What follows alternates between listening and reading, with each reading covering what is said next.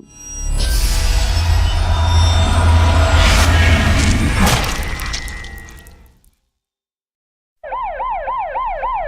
this hospital, your next visit may be your last. All visitors, please leave the hospital. Dr. Len wants...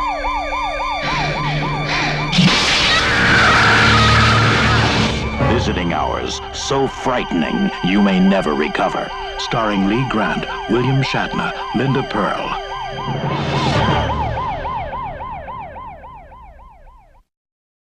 Hello Horror Hounds and welcome back to a new video. As the title says, I'm going to be talking about the 1982 Canadian slasher Visiting Hours. This home invasion movie, or as I'd like to describe it, hospital invasion, was released in the May of 1982 by 20th Century Fox, so at the time it was quite a mainstream release. It was one of the titles that subsequently ended up on the Video Nasties list over in the UK, and it was the first of the banned lists that actually got aired on ITV in 1989 in its complete uncut form.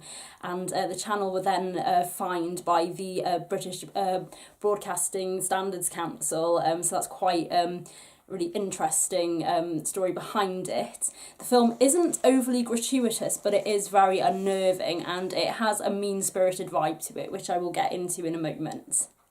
The film has an interesting social commentary running through it. It's about a female journalist who is speaking against domestic violence against women live on television, and then she is therefore stalked by a crazed psycho called Colt Hawker, played by the fantastic Michael Ironside, who delivered an excellent, unforgettable performance in David Cronenberg's Scanners, and then in this movie he's even more amazing and has such a striking screen presence. He is really, really scary, and compared to the majority of villains back in the 80s era and late 70s, this again, like I spoke about in my House 3 review, this character is completely unmasked. There's no mystery as to who the killer is. We know exactly who he is, and he's completely unrelenting and a very, very disturbed individual.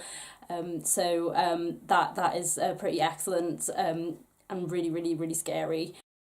So at the beginning of the movie, Deborah, the journalist, is attacked by Colt Hawker in a really, really cleverly terrifying scene. She's attacked in her home, and it's touch and go for a minute. You just wonder, is she going to survive? The way it was done and everything, I felt like that is one of the best opening sequences to a film, and best kind of chase scenes, actually. It's very, very cleverly done, and how she keeps making her escape from him, which was really like edge of the seat stuff to watch. She then ends up in hospital, and then Hawker manages to get reel his way in there. And so then that's pretty terrifying, because even though she's in a hospital and she should be being looked after and cared for, it's actually pretty scary to think that he can just walk in there and anything can happen at this point. So it's really, really unnerving from then on. So he overhears a nurse named Sheila who she backs up Deborah's point of view about women's rights and in the case of violence against women. And he hears that, so he turns his attentions to her and begins to stalk her and her children as well. So it's, he's got there's two characters there that he is after and he's out to get. And it's really, really scary stuff. There's two moments in this movie that really, really got to me, and I thought they were excellently done, the way they were shot.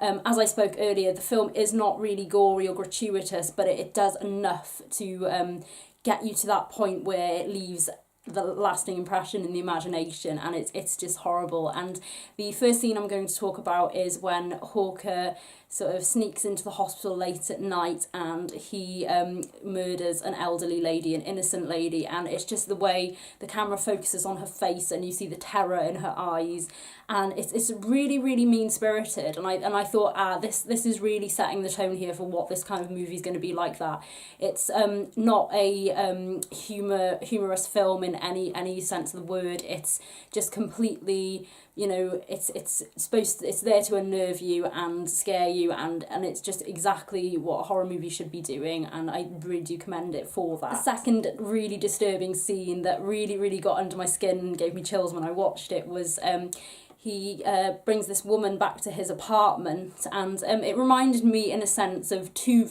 different films from the 80s as well. It was, of course, Maniac, and that kind of thing where he lures a woman with the sort of promise of sex maybe, but then things take a really sinister turn, and he basically takes a knife to this woman, but it's done so like sexual and horrible, and she's lying there and he's basically taking this knife and like ripping her clothes and things. And that also reminded me a little bit of New York Ripper, the Lucio Fulci film, that was also on the Video Nasties list. It's just like really gets you to like this nail biting point. It really does, and you just think, oh my god, something really horrible is going to happen, and you just can't take your eyes away from it, even though it's just like really getting under the skin. So excellently done, tense scenes, unforgettable scenes. I think those scenes are going to stick with me for a very long time since viewing them. As the film came out in the early 80s, it was released around the same time as Halloween 2, which again was also a hospital invasion. And it's really interesting because this film, Visiting Hours, does take its influence from Halloween, and the score in particular was outrightly inspired by John Carpenter's score from the 1978 Halloween. So they were pitted up against each other anyway, and also both use skulls in their imagery. So on the covers of both films, in Halloween 2, the skull is superimposed onto a pumpkin, and then in this one it's kind of like lights or something like that, like formed as a skull. So it's just interesting, the link there. Also in Visiting Hours, William Shatner stars in it. He has a very small role, and basically he his mask was the inspiration for Michael Myers, so it's a nice kind of tie in there. It's really interesting. Visiting Hours has two alternative titles. One title was Get Well Soon. I kind of like that title for it actually, because I think it's quite menacing and mean-spirited, I think, just with the context of the film, and I think that is a great title for it as well. And then the other title was The Fright. I'm not as sold on that one, even though there's a lot of frights in this film, but it's such like a generic title that I think any movie could be called that, and it doesn't really stand out. So Visiting Hours or Get Well Soon is like the perfect title for this film in my opinion.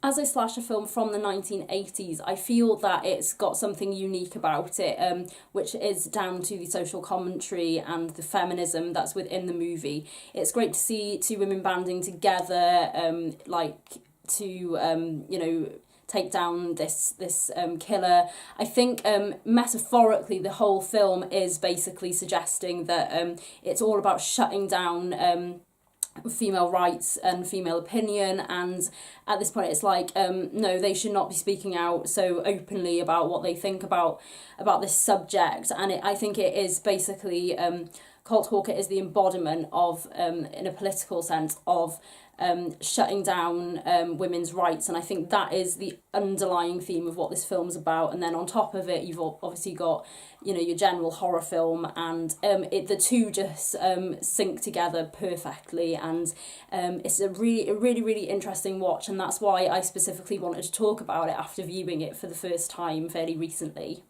Visiting Hours really did impress me, and I think it's a really effective film. It has a really frightening and disturbing subject matter. The killer is absolutely terrifying, and it's one that you won't forget for long after watching, and it's got some really chilling set pieces that I think work really effectively.